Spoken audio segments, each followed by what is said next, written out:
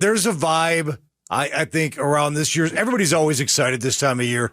Everybody always believes this is going to be the year. But I get the sense people really believe in this team going into a season probably the most since 2016, maybe 2022. Ooh, yeah. I mean, because this is the year now.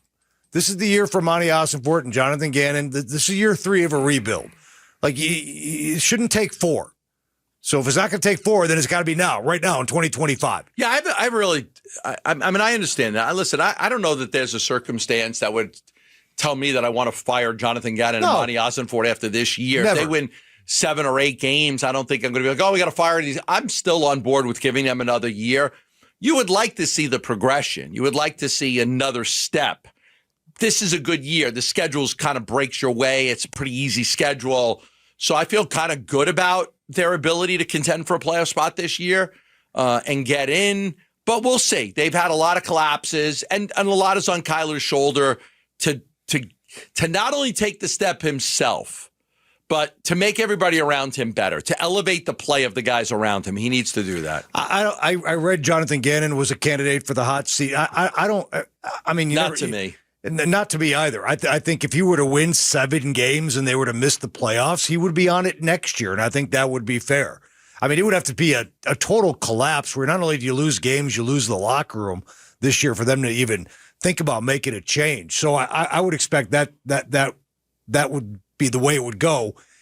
The difference is, I think, for Gambo this year, this Cardinal defense, I mean, they paid attention to it during free agency with Josh Sweat and Tomlinson. They paid attention to it with the draft. Every pick was on the defensive side, save one. Calais is here as well. So it's going to be interesting. The front seven's got some studs now, especially with Josh Sweat. And who's going to play on the other side? You know, we talked to Tyler Drake about it. Yeah, that's a big question right now. You got Zaven Collins, Xavier Thomas, the B.J. Ojolari. You got Baron Browning. You got Browning, who's been terrific for them. So I know that's one of the big question marks is, who is going to play opposite of Josh Sweat.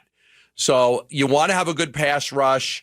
They drafted Jordan Birch. You got all these players in the room, right? You got Sweat, you got Birch. I was looking at an ESPN story talking about Ojolari, Xavier Thomas, Zaven Collins, and all the different guys that are out there and how you're going to play that out as to who the outside linebacker is. So the other outside linebacker is. So you'll have good competition for the position. May the best man win. But the other thing you have is you have some depth there. You have pretty good depth at that spot. So I think they feel pretty good about that. I was really hoping B.J. Ojolari would be healthy and ready to assume that role. He was supposed to do it last year. And I think there's a reason why you drafted him in the second round, because you could believe not only he could start, but he could be a really good player for you, and that hasn't happened yet. So they go get Browning in the middle of the season. Last year, there's some ability there. Zaven Collins is interesting to me, Gambo. He's a veteran now. He kind of knows what to do. He knows he's been through the wars. He knows opposing offenses. But man, the production, I mean, out of that edge spot with Zaven Collins, I mean, in his career, he's got 10.5 sacks. Most of those did come last year, so I guess that's a good thing. Couple of interceptions. So from a playmaking standpoint, it just hasn't been there for what you would expect out of a guy who was picked in the first round. Here's Josh Sweat now on the rest of that defensive line room. I think the biggest thing for us, we're going to have to rotate. So no matter, a lot of people are going to play. So when we rotate, it's going to have to be the next guy up, and he's going to have to do exactly the same thing as the guy in front. So, yeah, beefing up the interior. We're looking good everywhere out there. So next man up, we're depending on them to get it done too. So we're just deeper, you know what I'm saying? Yeah, Gambo, you also have on the inside, back in the linebacking core right now, Cody Simon, who's a 4th-round pick this year, and Xavier Thomas, who was a 5th-round pick a year ago, who flashed a little bit as a rookie. So there are some pieces there, though. It's funny, though. You mentioned this earlier. I forget which player you were talking about. The thing about this season, I don't know if it concerns anybody. It should.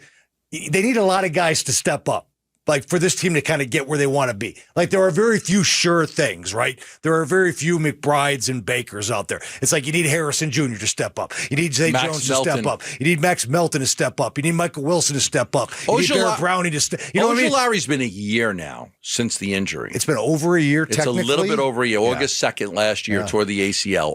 So it's a year. So not ready for the start of training camp. Okay. if it takes more time, it takes more time. You can't rush the guy back from an injury like that.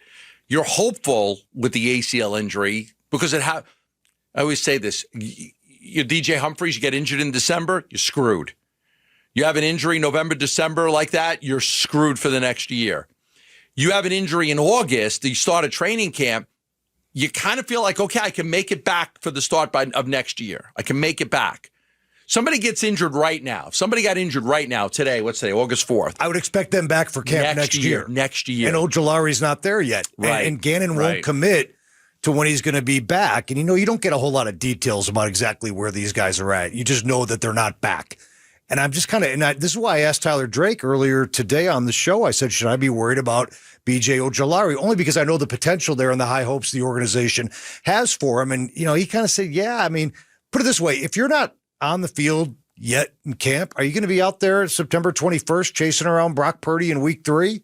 I mean, I'm starting to have my doubts about that. So a lot of people thought I may have been going back to to an article that Darren had in June. And in that article, it said Ojulari needs to get back on the field to return to that level.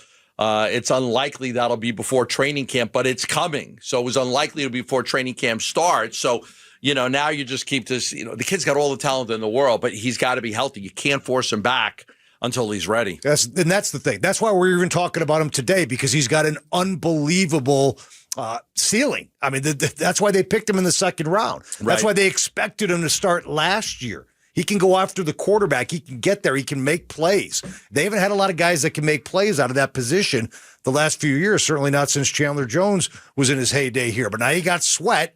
It just needs somebody on the other side to step up and do his part. Thanks for watching Burns and Gambo. Click to see more from the guys and hit the button in the middle to subscribe so you never miss a video from Arizona sports.